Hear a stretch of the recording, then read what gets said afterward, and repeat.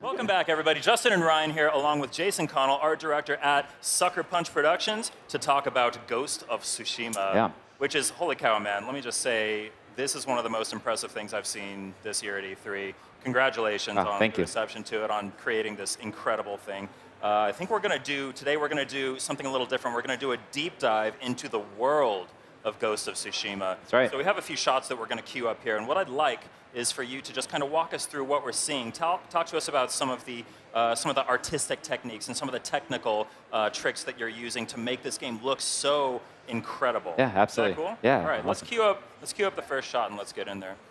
But you have to do it in a quick amount of time, right? Yeah. You have to explain your entire process. Yeah. So this is a shot in one of our bamboo forests, and what I love about this shot, aside from all I love lighting so much. But the volumetric haze and the kind of nice translucency on the leaves, all of that stuff makes me feel real. Yeah. But it's also trying to get everything in the frame to move. That's something that we're trying to do. Like just you start making a game like this, and you look at an old Kurosawa film or something like that. They have a good documentary called Composing Movement about a still samurai with the world around him just moving. And I love this frame because it just showcases that. That really comes through, especially in the trailer that we saw at the showcase. You can really see everything in the frame is moving. It's so just alive. Everything feels alive. It's really just an amazing job that you guys are doing. That's the reason we opened up with that shot. You know, it's exactly what we want people to see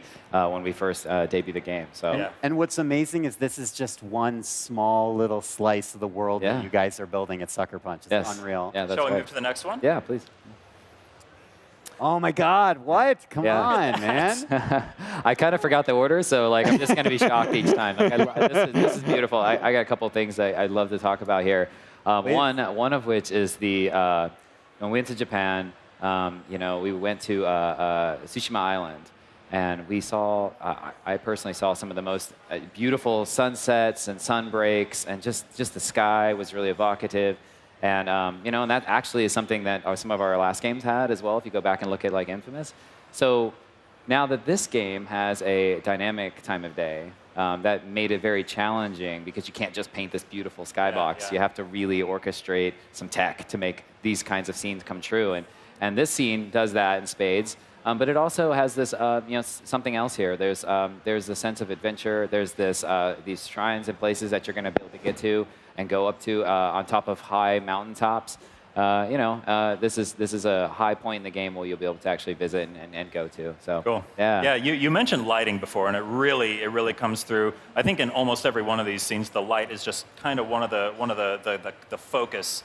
Really the core pillars of what makes each shot look so beautiful. Yeah, light. We put a lot of energy and artwork into the way that we light our games, and especially true for this one. Yeah. Okay, let's move on to the next shot. Do it. Wow. Look, get out of here. Just leave. Get out. Wow. I cannot take how beautiful this game is. There's a lot of great things going on here. This is showcasing a variety of biomes. Obviously, this is not a bamboo forest. So there are places in the game that you get to that will be quite different than other parts of the game in terms of like the vegetation and the foliage that you'll see kind of around you. We want a lot of variation. We want people to feel like they can remember this place because it's extremely different than the other place. In this particular place, you see more of like a Golden Lake kind of feel. So it's another good example. Also, I'm very fond of the sky that's going on here. Another really good example, procedural sun breaks and breaks in the sky. Really feel like it's kind of foreboding, but it's also got a moment of beauty to it.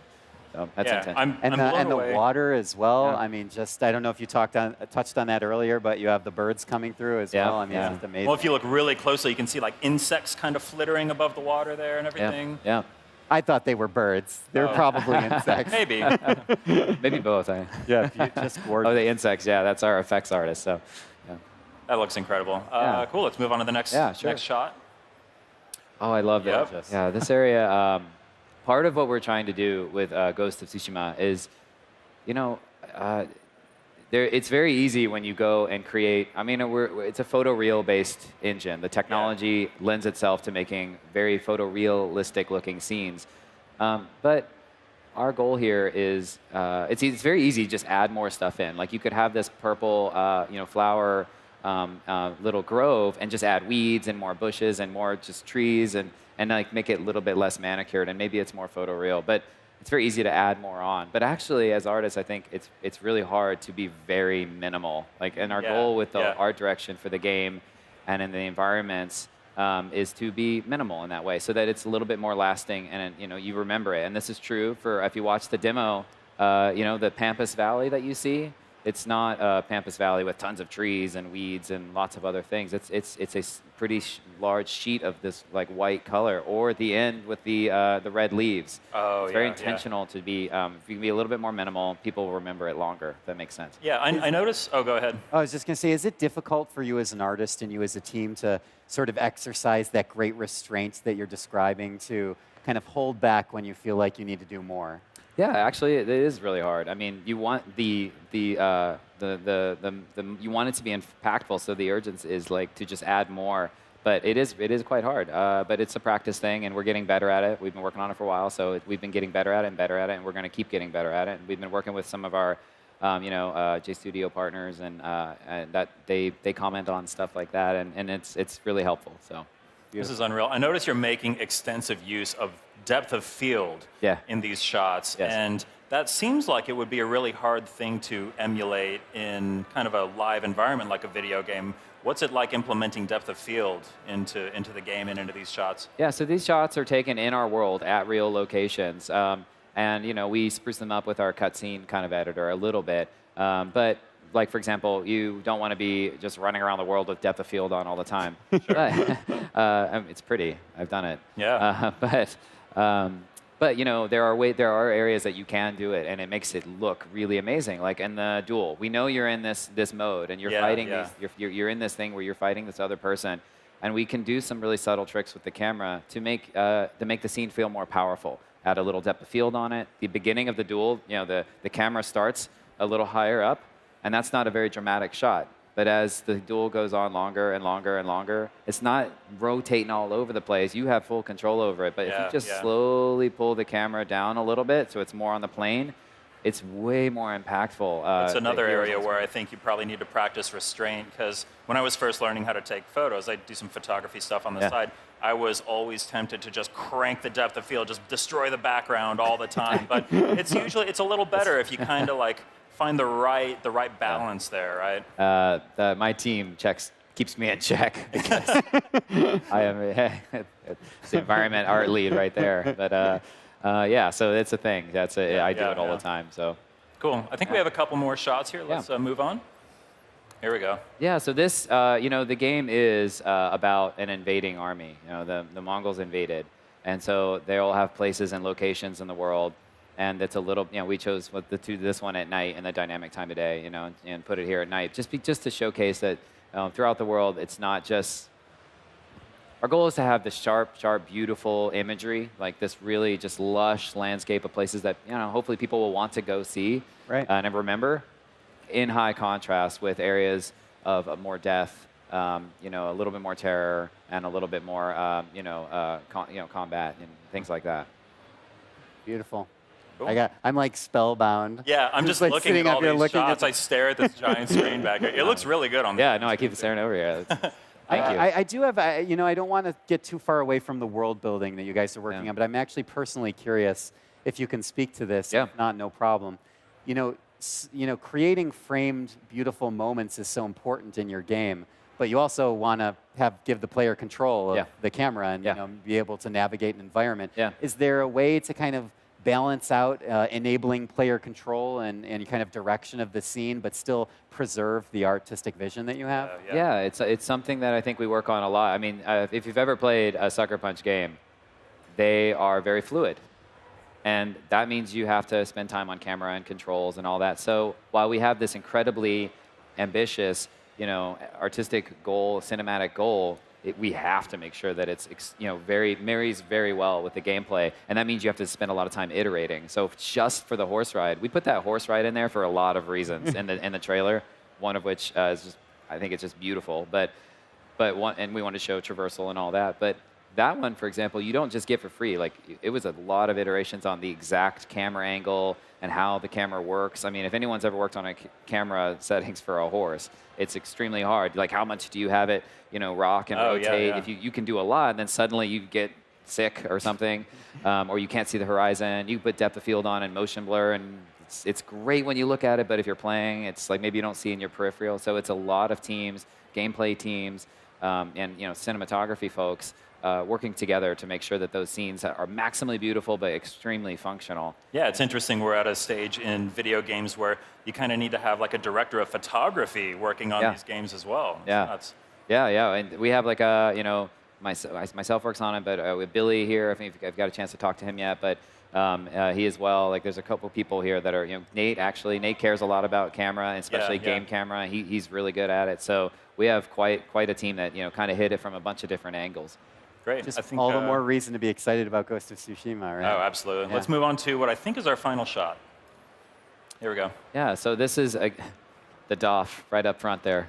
But this is another one that I think it showcases that this is a harsh time.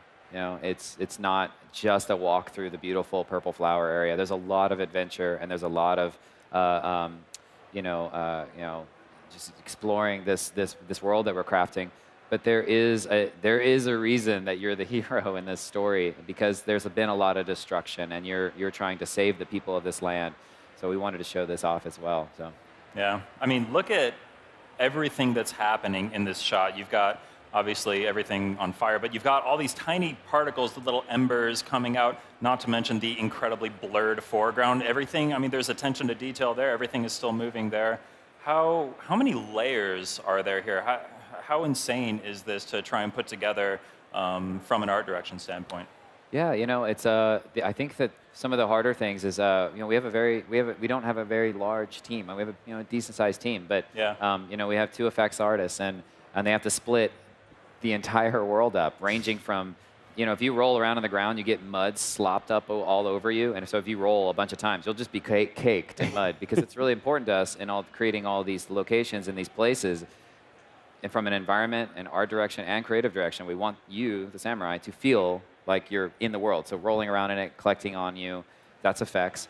Blood, if you saw the trailer, there's a lot of blood, so that's effects. Not to mention smoke and clouds and skies and things like those dragonflies and birds and fire and ember. It's a lot of work. So we work really closely with the lighting team, the effects team, on the environment team to create these kinds of scenarios. It's incredible how much has to come together to make something like this happen. Yeah, I think one of the hardest things is actually, I said it earlier, but I just want to recap it again because I think it's so important to the genre, but is wind. Having everything move, if it can move, make it move, is a goal for us. It's a very ambitious goal for us from the very beginning. And we're achieving it. Like you walk around the game world and you're like, oh my God, like everything in front of me is moving, and that's a goal. Yeah.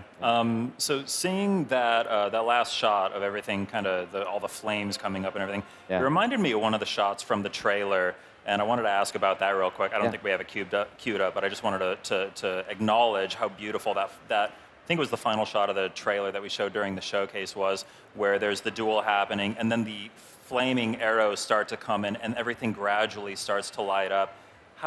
Where did that come from? It seems so inspired. It's so beautiful. You think that you're seeing something incredible, and then it just goes even further. Yeah.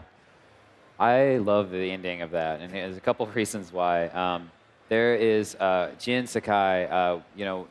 We want to present him as he's a harsh samurai. He can hold his own, but he's also knows that he can't do this without help of other people. So it's a little different. He is a little bit different than the average samurai, and that's actually really important to his growth as a character, because eventually he will become the Ghost of Tsushima, and that starts with him being a little bit more compassionate in a moment where you may have normally seen somebody kill somebody. So our goal there was, how do we build the drama, not in the favor of compassion, but in the opposite direction? Fire, people right around the corner on them. And he still takes his time and isn't just here, yelling at her or anything like that. He's like, no, I need your help. Yeah. And that was the inspiration for that. Yeah. So it's no secret that you did a lot of research when you were preparing for this game.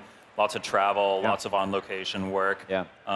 When you were doing all this research, how faithful did you decide to be to the real-world locations that you visited versus kind of taking more artistic liberties with the worlds that you're building here? Yeah, well, when we went to Japan, and we went to a couple groups of us went to Japan, and we went, and J Studio kind of guided us on this awesome tour, and it was fantastic.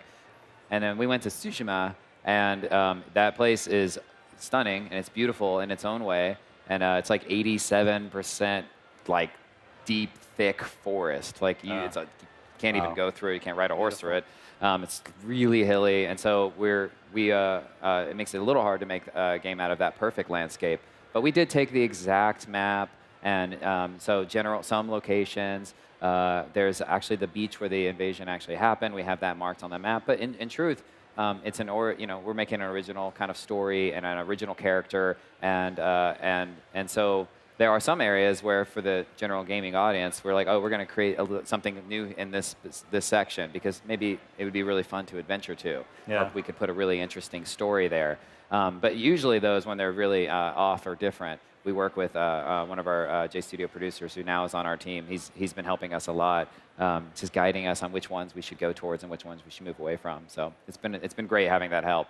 Cool. I just want to acknowledge something that's kind of crazy. I think the last time that you and I were on a stream together was when Infamous First Light was getting ready to come out. I remember that. That was also a PS4 game. Yeah. It looked stunning, but this is on a different level. How have you guys just kind of done something so incredible on the same hardware that I mean, it feels like such a jump. Yeah, we build on a lot of the same tech. You know? But I think one of the things that we are doing, and especially is very prevalent in this demo, is really taking the time to give you the moments that need time, right? Like, so the opening shot, we don't just jump to it. Like, hero face, let's go. Like, no, we're going to play our composer, who's a Japanese composer. Shigeru Umebayashi is our composer. We give that time up front, and that is exceptionally important to showcase the beauty of the environment. And it's amazing. Like, just giving it a little bit extra time makes people appreciate other things more. Like when you finally get to the moment where you do the EI strike and you kill the guy in one hit. If you just like rolled in there and started hitting guys, I mean, it would be cool because I think our game is fun. But it's so much more impactful if you just let everything breathe and everybody kind of sizes each other up, and you just let the world sit for a second.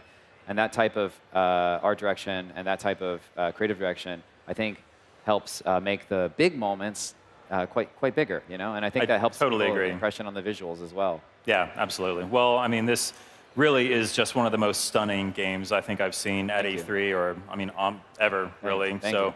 Kudos to you and the whole team at Sucker Punch. Ghost of Tsushima is coming to PlayStation 4. Jason, thank you so much for being here. Oh, absolutely. Thank you. Ryan, thanks for helping co-host here. My pleasure. Yeah, thank you. That's Ghost of Tsushima. It's coming to PlayStation 4 at some point in the future.